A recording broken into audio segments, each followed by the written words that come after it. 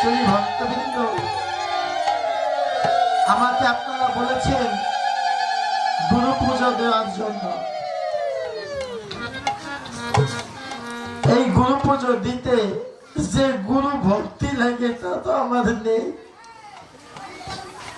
আর ভক্তি ছাড়া তো ভগবানের পূজা হয় না।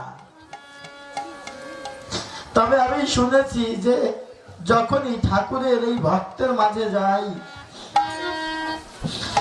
ঠাকুরের ভক্তরা বলে বলে যদি ভক্তি পেতে চাও তবে আগে ভক্তের দ্বারে যাও, ভক্তে যদি কৃপা করে তবে ভক্তি হতে পারে। আর যেদিন ভক্তি হবে ওই ভক্তের আশীর্বাদে তোমার ওই ভক্তির জোরে স্বয়ং কিরণ বিহারী হরি তোমার কাছে আসবে।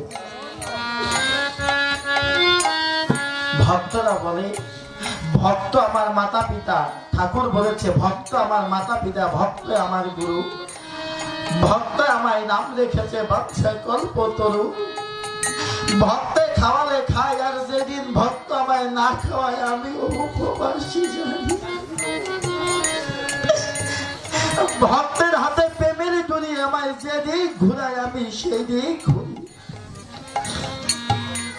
শুধু ভক্তবৃন্দ, আমার হরি ঠাকুর বলেছে পর স্ত্রীকে মাতৃজ্ঞান করো। যদি সবাইকে মা ভাবি তবে তার স্বামী যারা আছে সবাই তো আমার বাবাই হবে। আমি শুধু আমার মা বাবা না, আমার সব মা বাবাদের চরণ সেবা করতে চাই। আমার মা বাবাই শুধু গুরু নয়, আমার অগণিত মা বাবা আমার সবাই গুরু।